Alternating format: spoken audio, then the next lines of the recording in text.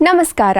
Bracing ಮೂಲಕ flat ಸ್ಥಿತಿಯಲ್ಲಿ 2 mm ದಪ್ಪವಿರುವ MS ಶೀಟ್ಗೆ ತಾಮ್ರದ ಮೇಲೆ ಟೀ ಜಾಯಿಂಟ್ ಮಾಡುವ ಕುರಿತ ಈ ಸೆಷನ್ಗೆ ನಿಮಗೆ ಸ್ವಾಗತ. ನಾವು ಸೆಷನ್ ಅನ್ನು ಪ್ರಾರಂಭಿಸೋಣ. ಈ ಸೆಷನ್ ಉದ್ದೇಶಗಳನ್ನು ನೋಡೋಣ. ಈ ಸೆಷನ್ನ ಕೊನೆಯಲ್ಲಿ ನಿಮಗೆ ಸಾಧ್ಯವಾಗುತ್ತದೆ ಜಾಬ್ ದಪ್ಪಕ್ಕೆ ಅನುಗುಣವಾಗಿ ಸರಿಯಾದ ಗಾತ್ರದ ನಾಜಲ್ ಅನ್ನು ಆಯ್ಕೆ ಮಾಡುವುದು ಮತ್ತು ಹೊಂದಿಸುವುದು, ಡ್ರಾಯಿಂಗ್ ಪ್ರಕಾರ ಜಾಬ್ ಅನ್ನು ತಯಾರಿಸುವುದು, ಬೇಸಿಕ್ ವೆಲ್ಡಿಂಗ್ ಪೊಸಿಷನ್ಗಳನ್ನು ಗುರುತಿಸುವುದು ಮತ್ತು ಬ್ರೇಸಿಂಗ್ಗಾಗಿ ಫ್ಲಾಟ್ ಪೊಸಿಷನ್ಗಾಗಿ ಜಾಬ್ ಅನ್ನು ಹೊಂದಿಸುವುದು, ಜಾಯಿಂಟ್ ಮತ್ತು ಫ್ಲೇಮ್ ಪ್ರಕಾರ ಫಿಲ್ಲರ್ ರಾಡ್ ಅನ್ನು ಆಯ್ಕೆ ಮಾಡುವುದು,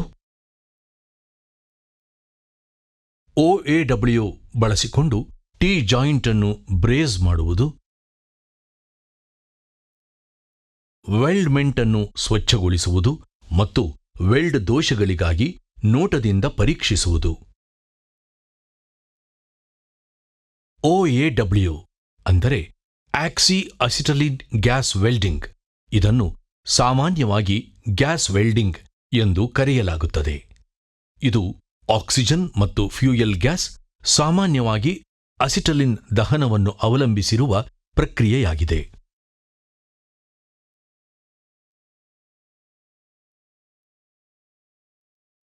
ಹೆಚ್ಚಿನ ತಾಪಮಾನ ಮತ್ತು ಹೆಚ್ಚಿನ ತೀವ್ರತೆಯ ಕಾರಣದಿಂದಾಗಿ ಹೆಚ್ಚಿನ ಗ್ಯಾಸ್ ವೆಲ್ಡಿಂಗ್ ಪ್ರಕ್ರಿಯೆಯಲ್ಲಿ ಆಕ್ಸಿ ಅಸಿಟಲಿನ್ ಗ್ಯಾಸ್ ಫ್ಲೇಮ್ ಸಂಯೋಜನೆಯನ್ನು ಬಳಸಲಾಗುತ್ತದೆ.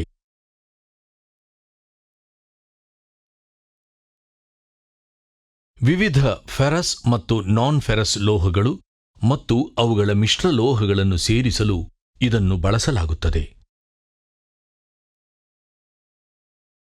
ಇವು ವಿವಿಧ ಬೇಸಿಕ್ ವೆಲ್ಡಿಂಗ್ ಜಾಯಿಂಟ್ಗಳಾಗಿವೆ. Butt joint, corner joint, edge joint, lap joint, tee joint. ಈ ಅಭ್ಯಾಸಕ್ಕಾಗಿ ನಾವು ಟೀ ಜಾಯಿಂಟ್ ಅನ್ನು ಬಳಸುತ್ತೇವೆ. ಟೀ ಜಾಯಿಂಟ್ 2 ಪೀಸ್ಗಳು 90 ಡಿಗ್ರಿ ಕೋನದಲ್ಲಿ ಛೇದಿಸಿದಾಗ ಟೀ ಜಾಯಿಂಟ್ಗಳು ರೂಪುಗೊಳ್ಳುತ್ತವೆ. ಇದರ ಪರಿಣಾಮವಾಗಿ ಅಂಚುಗಳು ಟೀ ಶೇಪ್ನಲ್ಲಿ ಪ್ಲೇಟ್ ಅಥವಾ ಕಾಂಪೊನೆಂಟ್ ಮಧ್ಯದಲ್ಲಿ ಒಟ್ಟಿಗೆ ಬರುತ್ತವೆ.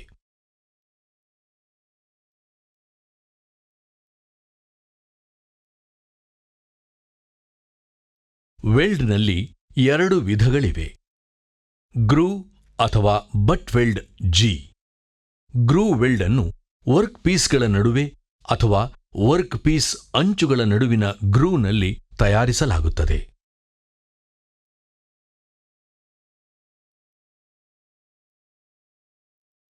ಮತ್ತೊಂದು fillet weld F. Fillet weld ಲಂಬವಾಗಿರುವ ಅಥವಾ ಕೋನದಲ್ಲಿರುವ 2 ಲೋಹದ ಪೀಸ್ಗಳನ್ನು ಒಟ್ಟಿಗೆ ಸೇರಿಸುತ್ತದೆ. ಈ ಅಭ್ಯಾಸಕ್ಕಾಗಿ ನಾವು ಫಿಲೆಟ್ ವೆಲ್ಡ್ ಪ್ರಕಾರಗಳಿಗೆ ವೆಲ್ಡಿಂಗ್ ಪೊಸಿಷನ್ಗಳನ್ನು ಬಳಸುತ್ತೇವೆ. Flat position 1F flat fillet ಅನ್ನು ಸೂಚಿಸುತ್ತದೆ.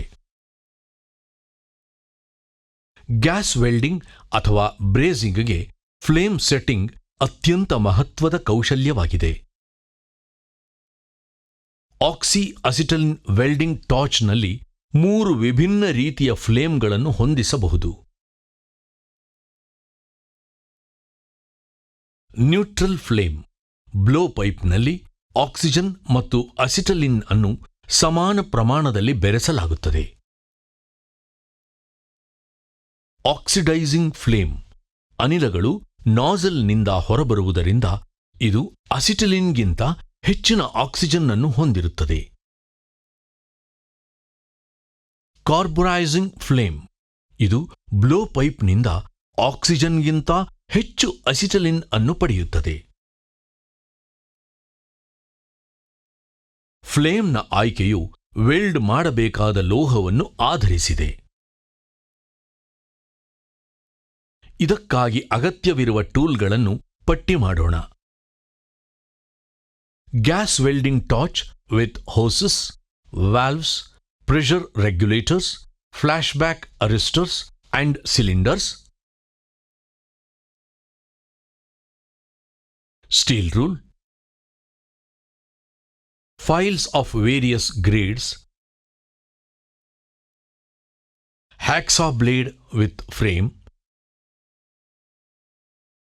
Bench vise. Tri-square. Cleaning agent. Steel wire brush. Vernier height gauge. Spark lighter. Chipping hammer. ಬ್ರೇಸಿಂಗ್ಗಾಗಿ ವರ್ಕ್ ಪೀಸ್ನ ತಯಾರಿಯ ಬಗ್ಗೆ ಈಗ ಚರ್ಚಿಸೋಣ. ಸ್ಟೀಲ್ ರೂಲ್ ಬಳಸಿ ಕಚ್ಚಾ ವಸ್ತುಗಳ ಅಳತೆಗಳನ್ನು ಪರಿಶೀಲಿಸಿ. ಬ್ಯಾಸ್ಟರ್ಡ್ ಫೈಲ್ ಬಳಸಿ ಎರಡೂ ವರ್ಕ್ ಪೀಸ್ಗಳನ್ನು ಫೈಲ್ ಮಾಡಿ.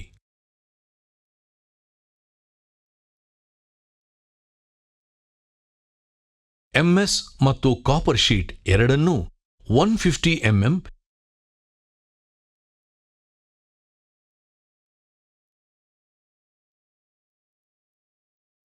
ಇಂಟು 50 mm ಅಳತೆಗೆ ಮಾರ್ಕ್ ಮಾಡಿ ಮತ್ತು ಕತ್ತರಿಸಿ.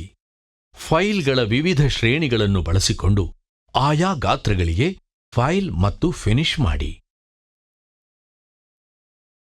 ಟ್ರೈ ಸ್ಕ್ವೇರ್ ಅನ್ನು ಬಳಸಿ ಪ್ಯಾರಲಲಿಸಮ್ ಮತ್ತು ಪರ್ಪೆಂಡಿಕ್ಯುಲಾರಿಟಿಯನ್ನು ಖಚಿತಪಡಿಸಿಕೊಳ್ಳಿ.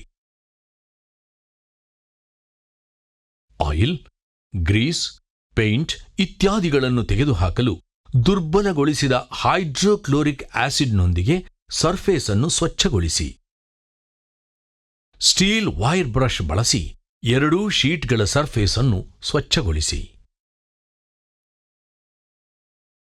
ವರ್ನಿಯರ್ ಹೈಟ್ ಗೇಜ್ ಬಳಸಿ ಎಂಎಸ್ ಶೀಟ್ನ ಮಧ್ಯದ ಗೆರೆಯನ್ನು ಮಾರ್ಕ್ ಮಾಡಿ. ಕ್ಲಾಂಪ್ಸ್ ಮತ್ತು ಸಪೋರ್ಟ್ ಅನ್ನು ಬಳಸಿ ಟಿ ಜಾಯಿಂಟ್ ಅನ್ನು ಪಡೆಯಲು ವೆಲ್ಡಿಂಗ್ ಟೇಬಲ್ ಮೇಲೆ ಶೀಟ್ಗಳನ್ನು ಜೋಡಿಸಿ.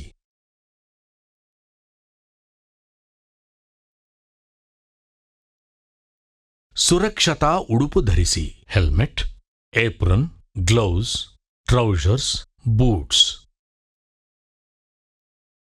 ನೋಜಲ್ನ ಆಯ್ಕೆಯು ವೆಲ್ಡ್ ಮಾಡಬೇಕಾದ ಪ್ಲೇಟ್ನ ದಪ್ಪವನ್ನು ಆಧರಿಸಿದೆ. 2 mm ಶೀಟ್ ದಪ್ಪಕ್ಕಾಗಿ ನೋಜಲ್ ಸಂಖ್ಯೆ 5 ಅನ್ನು ಆಯ್ಕೆ ಮಾಡಲಾಗುತ್ತದೆ. ರೆಗ್ಯುಲೇಟರ್ಗಳ ಮೇಲೆ ಅಸಿಟಲಿನ್ ಮತ್ತು ಆಕ್ಸಿಜನ್ ಒತ್ತಡವನ್ನು 0.15 kg ಫೋರ್ಸ್ ಪರ್ ಸ್ಕ್ವೇರ್ ಸೆಂಟಿಮೀಟರ್ಗೆ ಹೊಂದಿಸಿ.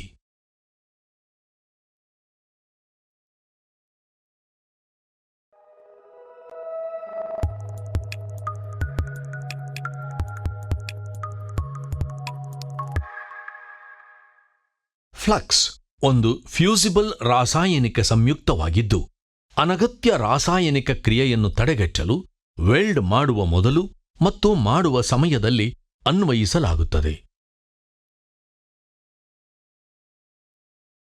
ಬೋರಾಕ್ಸ್ ಬಳಸಲಾಗುವ ಫ್ಲಕ್ಸ್ ಆಗಿದೆ. ಜಾಯಿಂಟ್ ಅನ್ನು ರೂಪಿಸಲು ಸಹಾಯ ಮಾಡುವ ಮೆಟೀರಿಯಲ್ ಅನ್ನು ಫಿಲ್ಲರ್ ಅಥವಾ ಕನ್ಸ್ಯೂಮಬಲ್ ಎಂದು ಕರೆಯಲಾಗುತ್ತದೆ.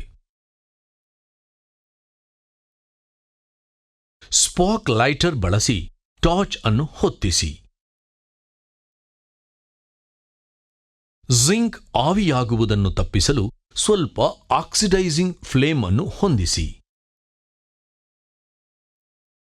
ಪರ್ಪೆಂಡಿಕ್ಯುಲಾರಿಟಿಯನ್ನು ಖಾತ್ರಿಪಡಿಸುವ 6 ಸ್ಥಳಗಳಲ್ಲಿ ಜಾಬ್ ಅನ್ನು ಹೊಂದಿಸಿ.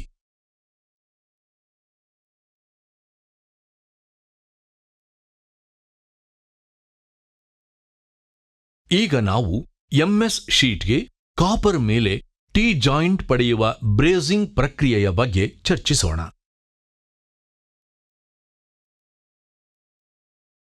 ಬ್ರೇಸಿಂಗ್ ಲೋಹವನ್ನು ಸೇರಿಸುವ ಒಂದು ಪ್ರಕ್ರಿಯೆಯಾಗಿದ್ದು ಇದನ್ನು ಸುಮಾರು 650 ಡಿಗ್ರಿ ಸೆಂಟಿಗ್ರೇಡ್ ತಾಪಮಾನದಲ್ಲಿ ಮಾಡಲಾಗುತ್ತದೆ. ಬ್ರೇಸಿಂಗ್ನಲ್ಲಿ ಫಿಲ್ಲರ್ ಮಿಶ್ರಲೋಹವು ಕ್ಯಾಪಿಲರಿ ಕ್ರಿಯೆಯಿಂದ ಎರಡು ಹತ್ತಿರವಿರುವ ಮೇಲ್ಮೈಗಳ ನಡುವೆ ಹರಿಯುತ್ತದೆ.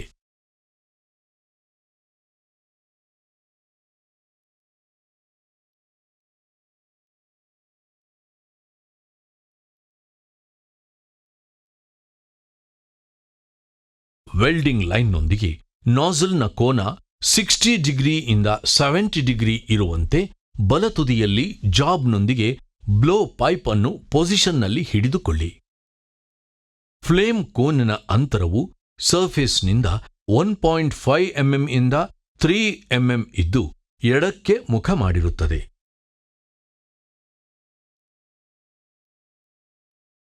ಬ್ರೇಸಿಂಗ್ ಸಮಯದಲ್ಲಿ ಶಾಖದ ನಷ್ಟವನ್ನು ಕಡಿಮೆ ಮಾಡಲು ಕಾಪರ್ ಶೀಟ್ ಕಡೆಗೆ ಫ್ಲೇಮ್ ಅನ್ನು ಕೇಂದ್ರೀಕರಿಸಿ.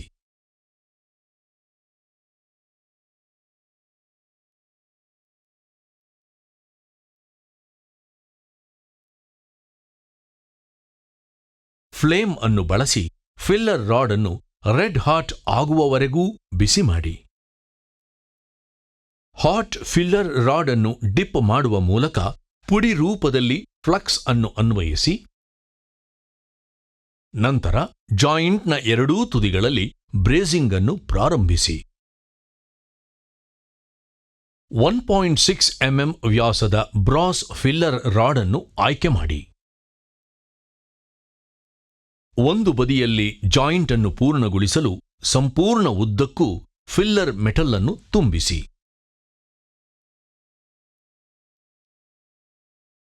ಟಿ ಜಾಯಿಂಟ್ನ ಇನ್ನೊಂದು ಬದಿಯಲ್ಲಿ ಅದೇ ರೀತಿ ಪುನರಾವರ್ತಿಸಿ.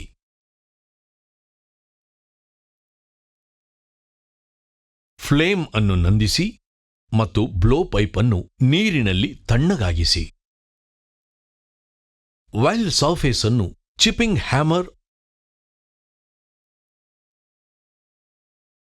ಮತ್ತು ವೈರ್ ಬ್ರಷ್ನಿಂದ ಸ್ವಚ್ಛಗೊಳಿಸಿ. ಜಾಬ್ ಅನ್ನು ನಿಧಾನವಾಗಿ ತಣ್ಣಗಾಗಿಸಿ. ಬರ್ನ್ ಫ್ಲಕ್ಸ್ ಅಂದರೆ ಸ್ಲ್ಯಾಗ್ ಅನ್ನು ತೆಗೆದುಹಾಕಲು ಬಿಸಿ ನೀರಿನಿಂದ ಜಾಬ್ ಅನ್ನು ಸ್ವಚ್ಛಗೊಳಿಸಿ. ಫ್ಯೂಷನ್ ರನ್ಗಳ ಏಕರೂಪತೆಗಾಗಿ ವೆಲ್ಡ್ಮೆಂಟ್ ಅನ್ನು ಪರೀಕ್ಷಿಸಿ.